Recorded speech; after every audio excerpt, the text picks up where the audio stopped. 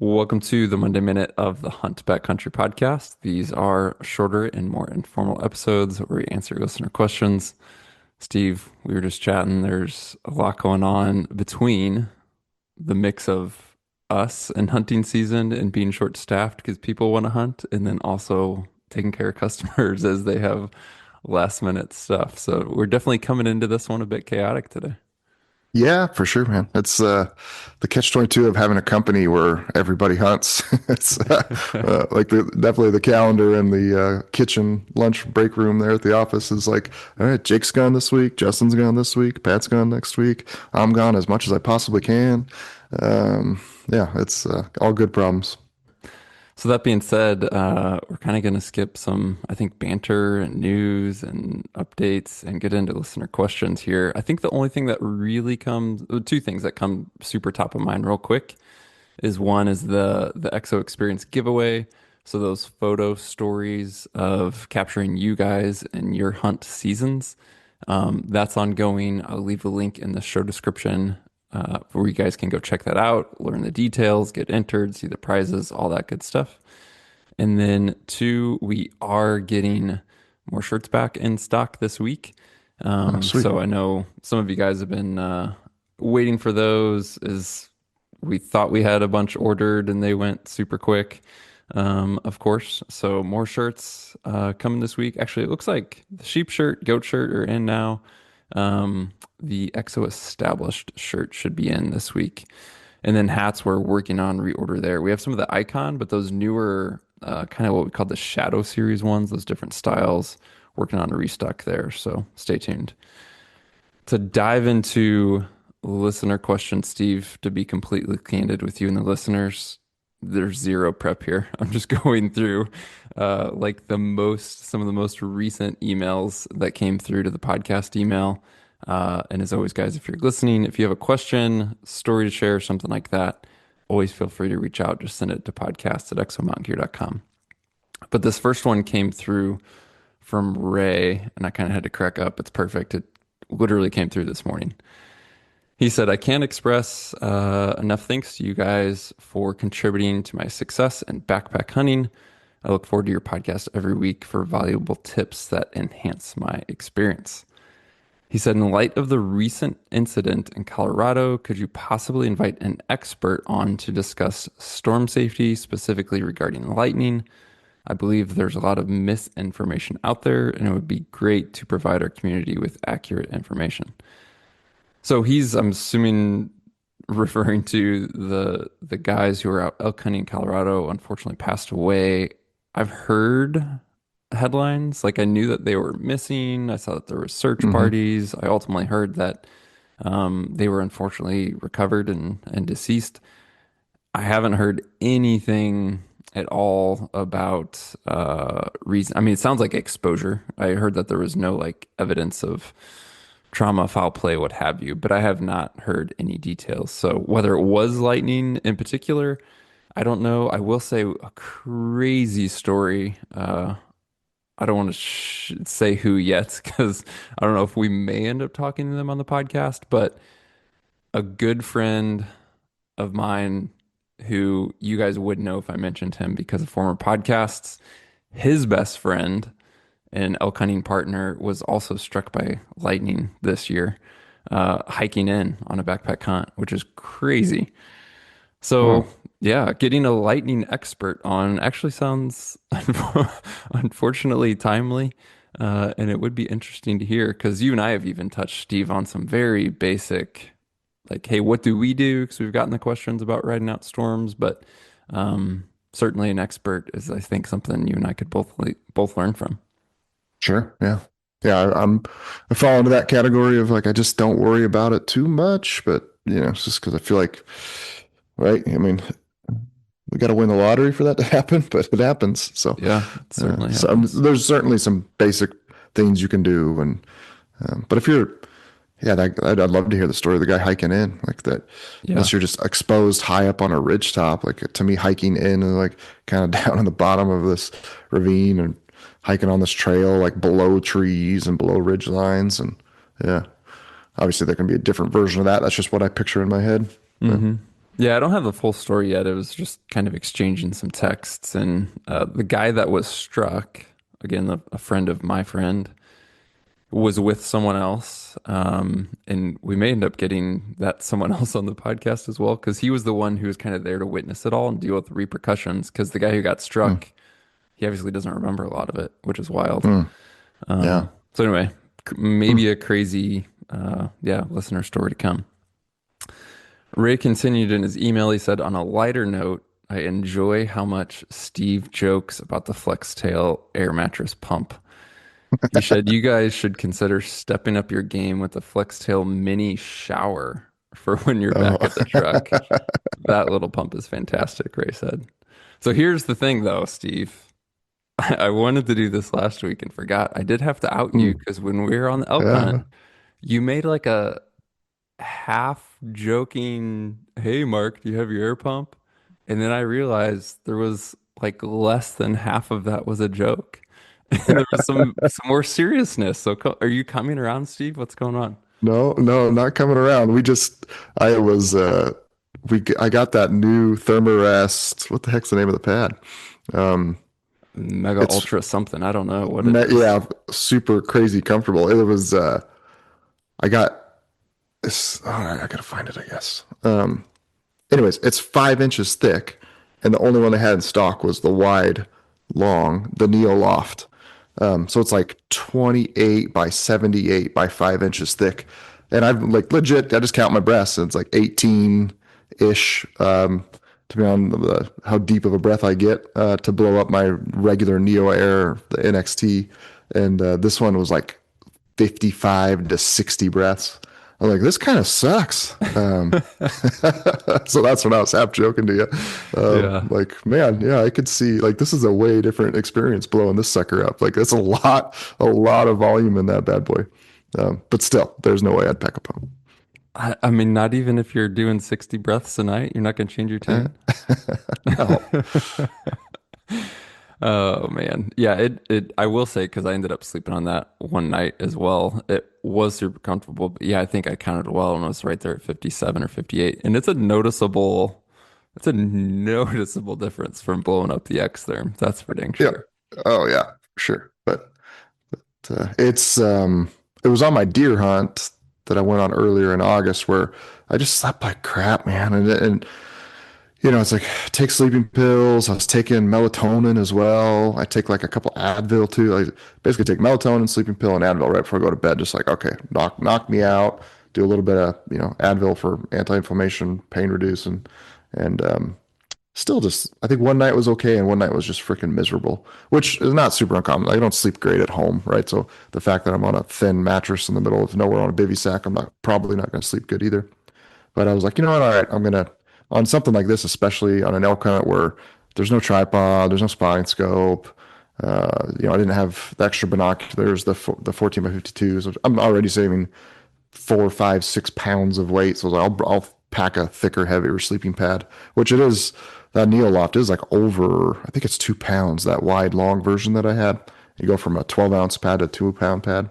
But that being said, the sleep was freaking was the most comfortable ever slept ever in the backcountry as far as just lack of shoulder pain or hip pain or anything like that.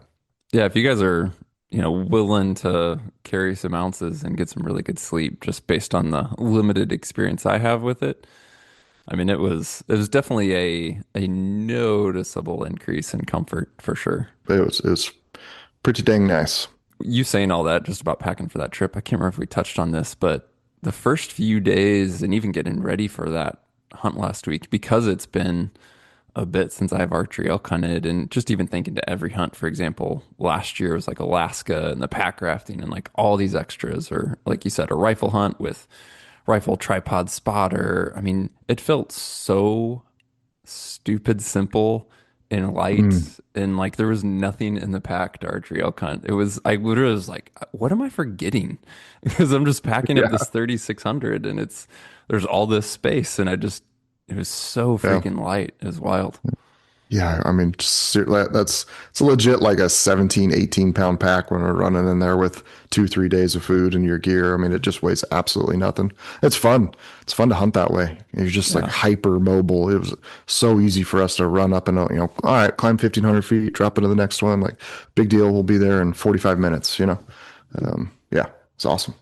Okay, so this question came through from Jared after last week's podcast. We put that podcast out with Nikwax about Mm. gear care and treatments and waterproofing and covered a bunch of categories, clothing, gear, shelters, all kinds of stuff. So Jared wrote in after that. He said, "Hey guys, I'm curious if you're going to try any Nikwax products on your packs to help with the DWR, or if you have any recommendations." He said, "If so, please let the podcast crew know about the results." He said, "I just ordered some Nikwax products for my hunting clothing and thought it probably wouldn't hurt to treat my pack too after I clean it." So thoughts there, Steve? Yeah, absolutely. I think there's probably their TX Direct spray. Like you could spray it on the pack. If I remember right, it's got a pretty good kind of odor to it. So don't do it like the day before a hunt. Do it a couple weeks. Let it sit outside and really air dry out. Because it's definitely like this, plasticky, chemically smell. If I remember right, maybe it was a different company. Well, One you I used one treated at one the point. rain Yeah. gear, right? Before So I did, but that was the wash-in stuff. wash So in. I Got had it. the rain gear. I had the Sitka and the Kuyu, which were our two favorite rain gear sets that we took up to Alaska last year, and I washed both of them in their wash to clean it, and then washed it again in the waterproofing stuff. And we had obviously we talked about we had some rain on that elk hunt, and you were wearing your Sitka stuff, and I had brought the Sitka stuff too because I wasn't expecting a lot of the Kuyu stuff was slightly better performing for us last year, but the Sitka stuff was a few ounces lighter, and it's not like we were expecting, Alaska style rain here. So it was both basically your shoulders kind of got saturated wet because you haven't treated it and you've had that set for a couple of For years, years, where yeah. mine continued to beat up and didn't like the water did not absorb it all into it. So I definitely would say that it helped for sure. Kind of clarification on the pack use.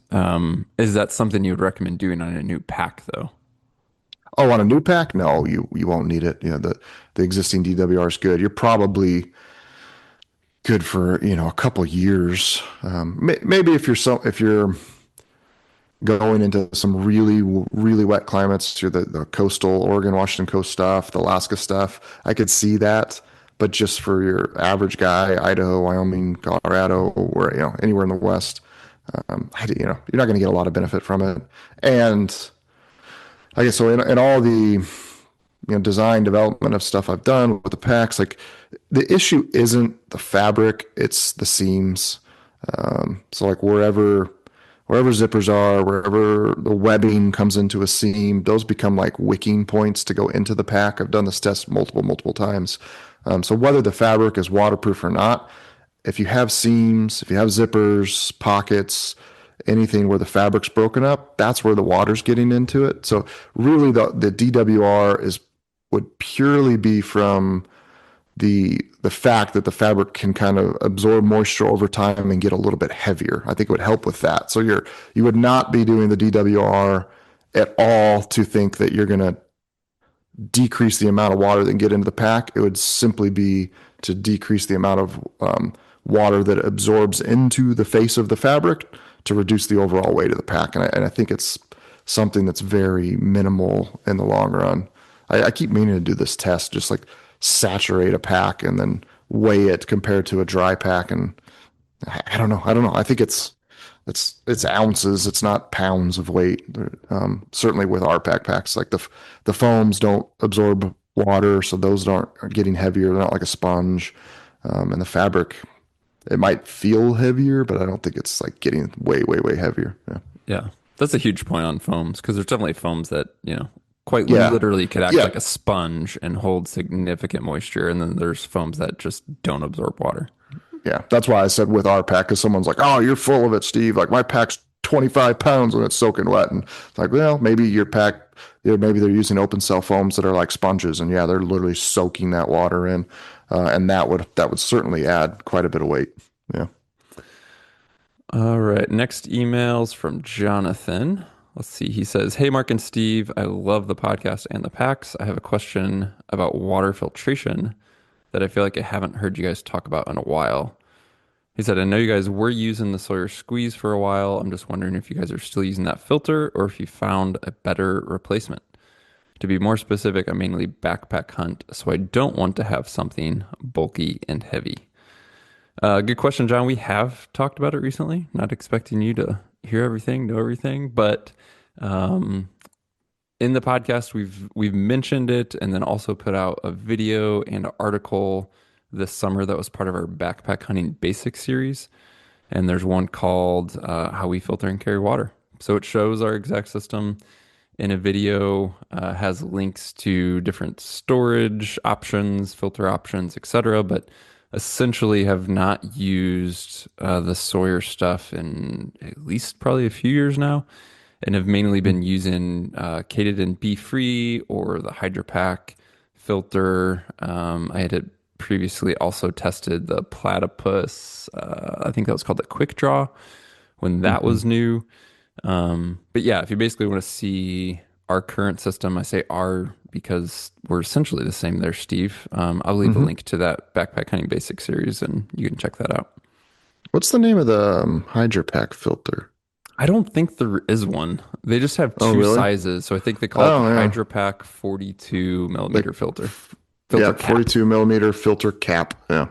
Yeah. So you got the Hydro Pack filter cap and then the Katadyn Be Free filter. We use Hydro Pack. It's called the Seeker 3 liter. You use the 4 liter version, which you actually want to go away from because it's kind of that 4 liters so much water that it's hard to like put somewhere. It'd be easier to have like 2 2 liters. Yeah. But that Seeker bag, and whether you do the Hydro Pack filter itself or the Katadyn filter, both are fine. The Katadyn's slightly faster flow rate. The Hydro Pack has a better like locking mechanism cap, which I taught when we were on the elk hunt. There was multiple times I just threw that bladder, the seeker bag with say like a 2 or 3 liters of water in it. You screw the cap on tight. It screws and flips over and locks into place. I just threw it in the lid because through experience, I just haven't had that thing leak in years. Where the Be Free filter doesn't quite have a secure enough cap. So it just depends on where you're storing that. Like I think on the death hike when I did the Grand Canyon this year, I grabbed Be Free because I know it just filters water a little bit faster. When I'm on a hunt, it's a little bit slower, but I kind of have been gravitating towards the Hydro Pack filter cap. What do you think? I know it's hard to quantify because it's like perception. We haven't standardized anything. But when you say a little bit slower, I mean, in my head, I think it's like maybe 10 to 15% slower. Yeah, I would have said 15 to 25% slower. Okay. Just like a brand new Be Free. It It's rips. like Yeah. turning on a faucet. Like you just literally don't have to apply any pressure. You put the bag upside down, lightly squeeze it, and next thing you know, you've filled up an Algene bottle in, I mean, like 30 seconds. Where the Hydro Pack one just seems to take a little bit more effort and take 45 seconds. Yeah, I don't know. Yeah. Yeah. And Not another, not a big deal. Yeah. yeah, this comes up with both these filters, which is really just this style of filter, these hollow fiber membrane filters of any style. One thing to keep in mind, people will occasionally trip up and think that their filters like has gone bad or clogged, maybe from like, oh, I used this last year, last hunt, last season, and I went to get it out this year and it's like clogged. What happens is these things can really dry out over time. And when they're dry, they're absorbing water in these membranes and they're gonna feel very clogged and not have any flow. So if that's happened in particular from storage, you can even pre-soak a filter, or like we just talked about, if you have a Hydro Pack filter or again Be Free, but you leave it pre-installed in your storage container with water, and it's obviously soaking at that point, that's going to make a big difference. So that's just a little be aware type thing. Both manufacturers also, if you are storing it for an extended period of time, like between seasons, they're going to have some recommendations on the best way to do that. So be sure to check that. But that's one thing that I mean, I've run into, and I've just seen people talk about, and they say it's clogged when in all reality, it's just extremely dried out. All right. Next emails from Bobby. He said, one of the twist locks finally broke on my SNS archery trekking poles.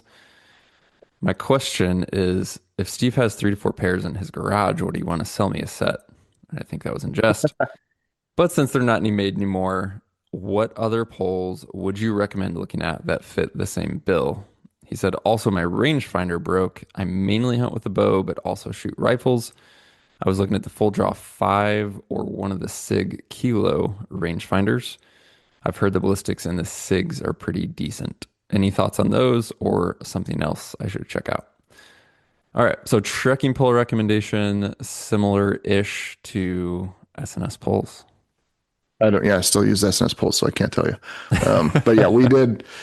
So we made, I think I was one of the first archery or first like hunting websites to come out with trekking poles. And now a bunch of people have them. We did those poles, I feel like that was 10 years ago, It's a long time, close man. to 8 years ago. They're really awesome.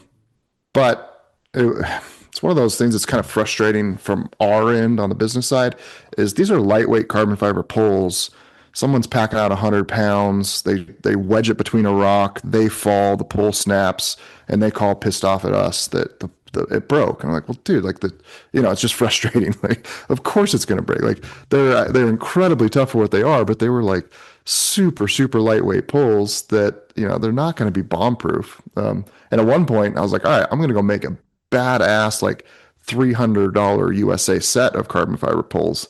And at the end of the day, I realized, never mind. Like you're still going to break these things. This is just going to be a giant headache, right? Like no matter how badass I make them, if I want to make them like a lightweight carbon fiber set, so I'd say like sub 10 ounces for the set, they're going to break eventually. And then someone's even more pissed off because they've got these $300 poles that they broke. So then I just abandoned the whole thing and was like, never mind. I'll let other people deal with this headache. So I don't know. I know Argali's making some poles. Black Ovis makes their own trekking poles. There's obviously you go to REI, you got a million different models and options out there. I don't have a recommendation because I do have. I think I've got 5 or 6 pairs left that of the SNS poles that I hope to keep around for a while because I haven't seen anything that's better in my opinion for at least for me. Yeah, I don't have a super strong recommendation. I've used the Argali poles. They're great. They're really nice. I've used different models from Black Diamond. In general, I've had really good success there. Historically, I've used some Lecky poles. They have really good stuff. It's just a matter, I would say, of looking at yeah, looking at your preferences, your budget, how lightweight do you want to be? Do you have a strong opinion on twist locks versus lever locks? Some of each are executed really well, and I've seen some of each that are executed poorly. So I'm not in the camp of like you have to have a lever lock, you have to have a twist lock, because there's good and bad of both. Handle material, carbon, or handle material in terms of cork versus like foam. Some are bigger, fatter, more contoured, longer.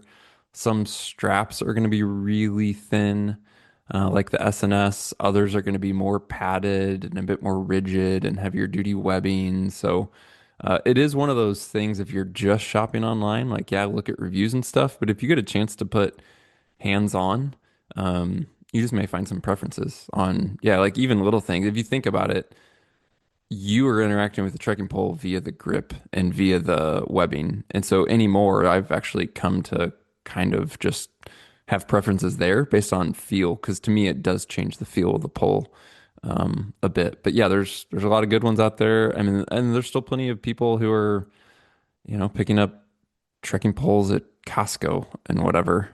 It really is also going to depend on kind of what gamble you're willing to take, how hard you are on poles, how hard the terrain is, how much you're off trail, how heavy you're packing out, like what level of durability you need, that type of thing. So, um, it is just a category where there's a million options. Yeah. I mean, you could Yeah. spend $40 and you can spend $200.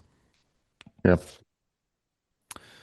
or harass Steve enough to steal some SNS archery trekking poles, maybe. Maybe we can do like a limited order of them, like we'll pre-sell them, and then just like that. That would be Our cool. problem was we're just too like I'll say this like sounds weird. We're too nice. Like someone calls in, oh, I broke it. All right, yeah. I mean, clearly it didn't just break under normal circumstances, but we'll replace it for you, and then it just becomes a headache.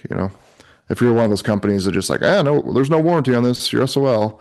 But then you get a pissed off customer and they jump on Facebook and they badmouth you. And it's yeah, it's a balance we have to, walk that line. Got to keep a good reputation for Steve Speck on the internet, replacing Well, trekking for poles. Exo Mountain Gear SNS for sure. All right. Next one is from Kyle. Let's see. He says, I hear the ELDX mentioned the most on the podcast from you guys, but that looks like it has a lead core. Is there something you recommend without lead? We can give a short answer and a long answer. We'll start with a longer answer. And that's to Hmm. go check out some resources I can leave links to.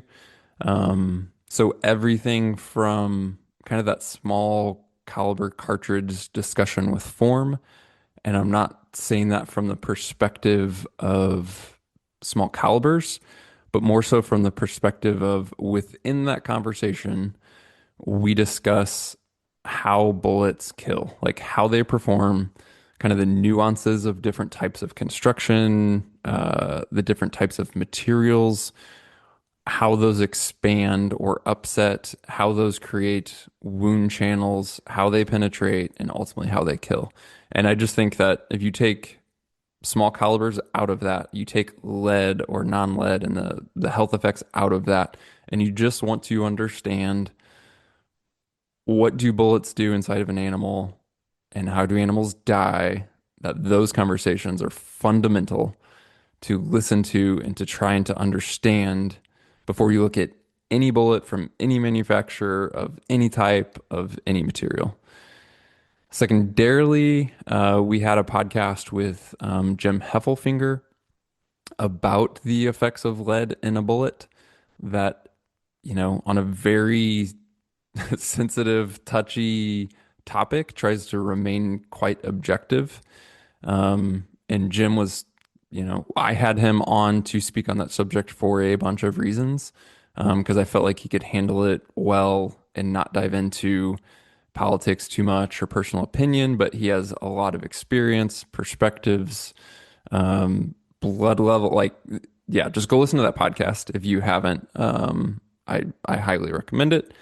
So that I would say is all precursor to helping you understand how bullets perform, how they kill, how they're constructed, and materials. And then maybe if you are confused, unsure of the health effects of lead, I don't think that podcast is definitive. It's not meant to be definitive. It's not meant to tell you what to think, believe, or do, but it will give you some things to think about. If this guy, like Kyle, who wrote in, is like just sure he doesn't want to shoot lead, like cool, no problem.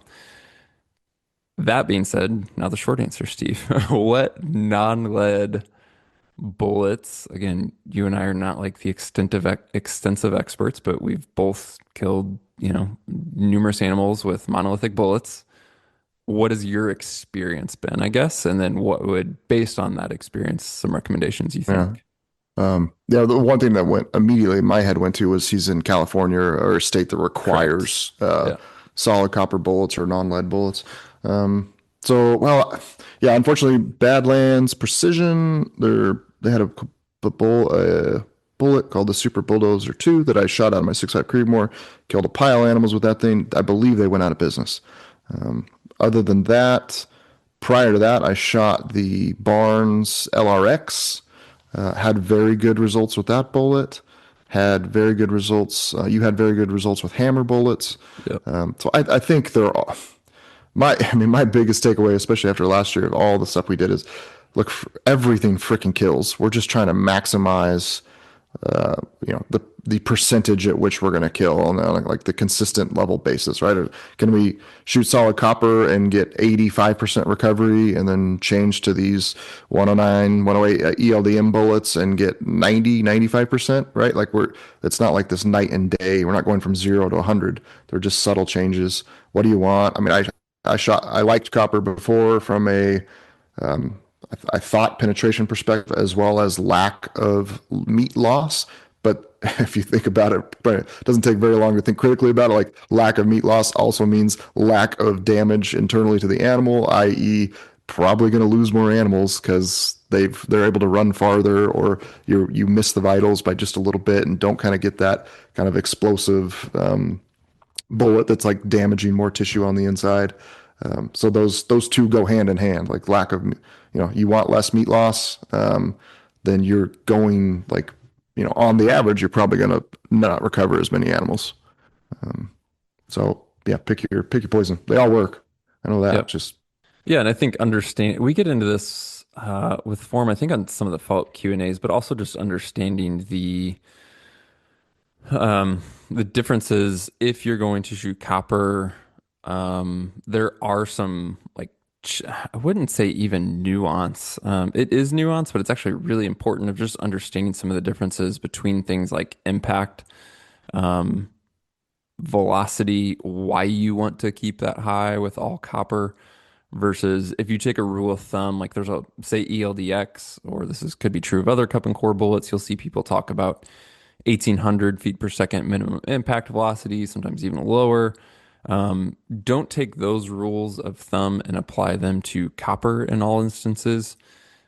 Generally, the faster the better at impact. And then also, a similar point to that would be understanding the reasoning why with something like an ELDX, you're often talking about heavy for caliber, and then why in say the same cartridge, the same caliber with copper, you want to go lighter, which obviously does is partially because that speed and impact I talked about, but there's other reasons. So yeah, I would just say like anything else, those resources I think would help you, but in general, it's just making informed decisions and understanding things for yourself because there's a lot of I don't, misleading and contradictory information out there for sure. So yeah, hammers, barns, there's newer stuff I haven't tried, like McGuire ballistics. I've seen a lot of promise there, things like that. But yeah, those would be some things to check out. And then if possible, I mean, one thing that is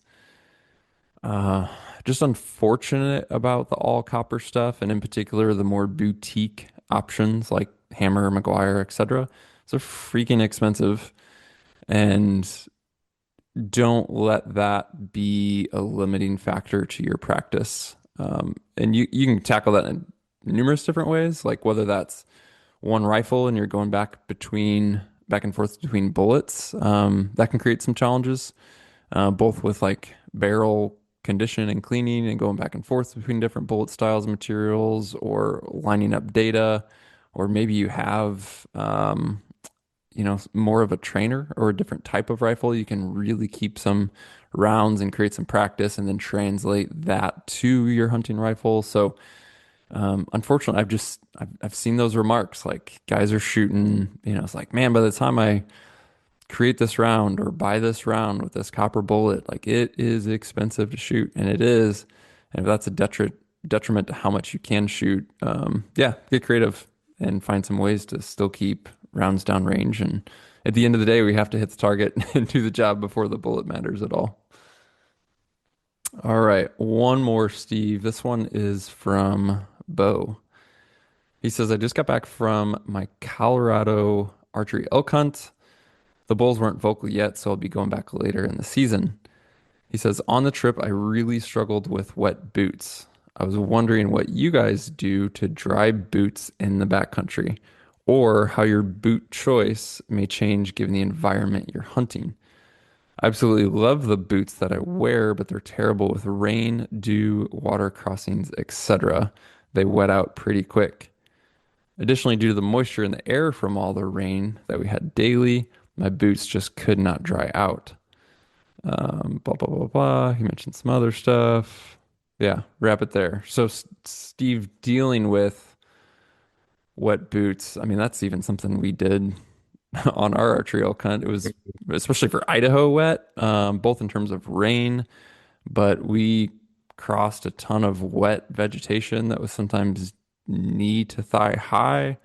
There have been plenty of times I think guys would have, I don't know, maybe avoided ways that we hiked or areas we hiked into, or thought like gators would have solved their problems when in all reality they wouldn't have solved their problems. I don't know, there's kind of a lot we could get into on that.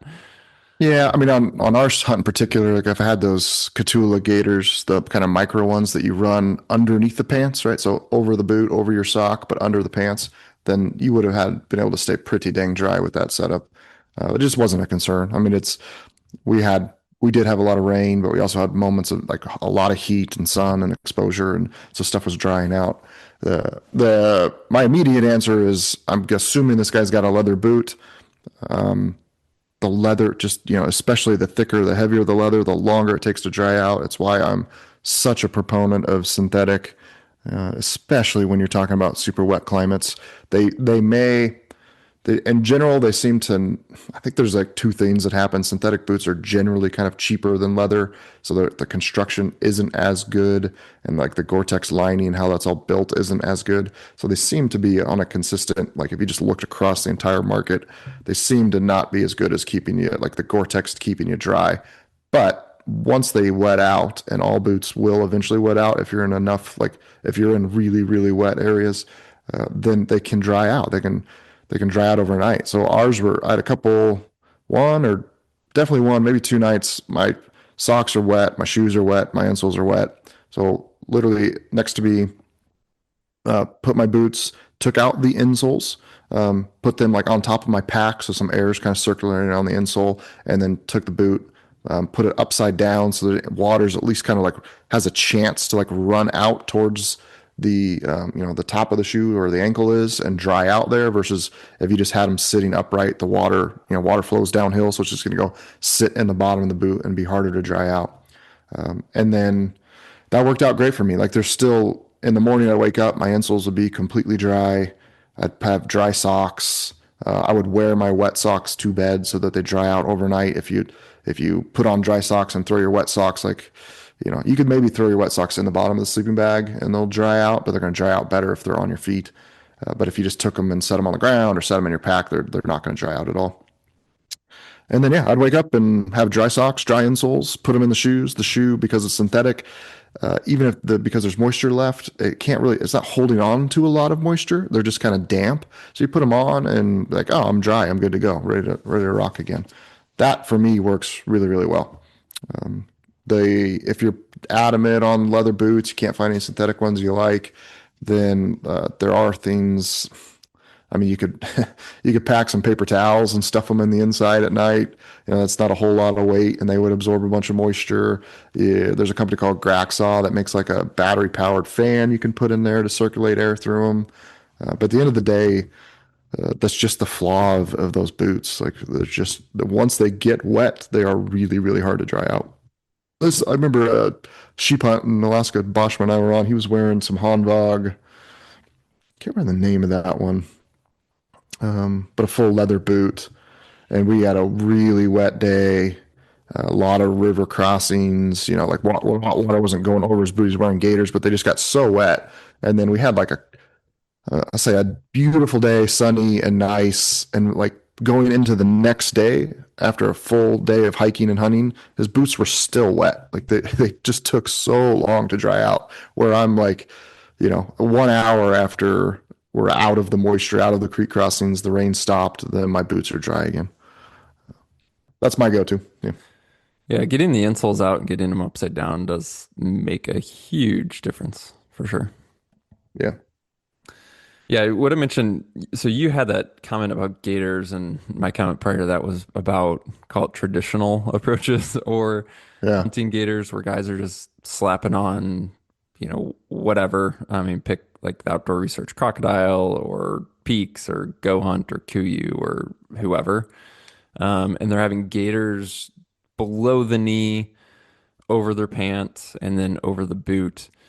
And time again, depending on how much moisture you're getting into, moisture can find its way above the gator. Like for us, some of that would have just been, like I said, wet vegetation or rain, get behind the gator and then still get down into the boot. And so there's just limitations to that.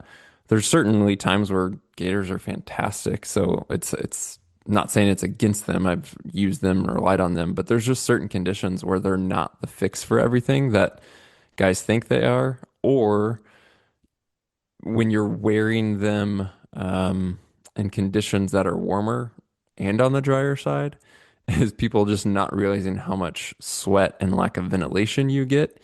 And then you end up with maybe not soaking wet feet, but much warmer, wetter, sweatier lower leg and feet than you would otherwise have because of the gators and trapping that in. And then honestly, even just going into pant choice, like that's one of the things that was a focus on and that I really love about those Outdoor Vitals pants is they're light and they dry fast. And so there Yeah. was times where we were soaked. But yeah, within a pretty short amount of time, you're drying out as you get out of that moisture, keep hiking, and you're in drier conditions. So even things like that compared to I don't know. I just feel like a lot of guys kind of overpant, if you will, or maybe even wear something thicker, something with maybe like a micro lining when it's not really needed. And you just end up so hot and sweaty. And then the more material, the more moisture potential to hold as well. So they're just not going to dry as quick either. Yeah, I think it's certainly an approach we take in a lot of our gear here is like accepting the reality of whatever that situation is, accepting your boots are going to get wet, your pants are going to get wet, instead of going through great lengths to avoid it, like accepting that it's going to happen, and then okay, what can we do once it happens to get dry again or get warm again as fast as possible? And like I said, like synthetic boots that dry out quicker, insoles that you can take out, like those super feet ones, they don't absorb any moisture at all, versus like any of the foam ones out there. What's the ortholite ones? They all like they'll hold on Yeah. to a lot of moisture. You can literally take them out and just like wring water out of them. So just focusing on things that won't hold moisture, like we're talking about earlier in the podcast, the backpack, our foams doesn't absorb any moisture, so there's nothing to dry out. Like the face fabric gets wet, it dries, you're good to go. So just like think about that approach sometimes of like, okay, yeah, this is going to happen. Instead of fighting it, what are the small decisions I can make in my gear or my approach to things that are going to like make that result better, 1 hour after it rained or whatever the situation is. There's some nuance to this, but in general, the things that prevent it also keep it. Meaning, Exactly. so Yeah, yeah. like That's a something good way that's to put going it. to Yeah. try and be waterproof when that fails or is overwhelmed or what have you, is going to then retain that moisture. And so that there becomes this double-edged sword of, hey, I want to try and stay dry, but as soon as I am wet with all these barriers, that's then going to retain all the moisture. So that can be said of, rain gear, gaiters, pants, boots, whatever. And it's just realizing the double-edged sword there. Yeah. Yeah. My head, the second you said that, my head went immediately to hiking and rain gear. Like I generally like 90% of the time I am not putting on rain gear if I'm hiking with an output, if I'm sweating, because if you're putting on that rain gear, you're holding all your sweat and moisture in and you're just going to be soaked on the inside. So yes, you are keeping the rain off of you, but you're creating moisture inside your jacket and you're going to be sweating and your pants are going to be wet and everything else from that. So it's great for rain gear is awesome when you're lightly hunting, you're not breathing hard, your heart rate isn't elevated, that type of approach, or you're sitting. But if I'm moving, I go back to our bear hunt this year, poured the whole way in. None of us stopped to put on our rain gear because it was pointless. I don't know if we packed rain gear actually. Yeah, I But, don't remember. you just knew like, all right, we got 6 miles. It's like basically kind of uphill the whole way in. If I put my rain gear on, I'm just going to be freaking soaked. So it's like that's another like accepting like this is a reality. I'm going to be wet no matter what. I might as well just keep my rain gear in the pack and keep hiking. Cool. We'll wrap it there for today. Once again, if you guys have questions or a hunt story or anything like that to share with us, reach out, let us know. Just send an email to podcast@exomountaingear.com. We'll be back on Wednesday with a full length episode. So if you haven't yet, be sure to hit subscribe or follow in your podcast app. Appreciate all the support, interaction. Hope you guys are having some great adventures and plenty more to come this fall. So stay in touch. Let us know how it goes. We'll talk to you soon.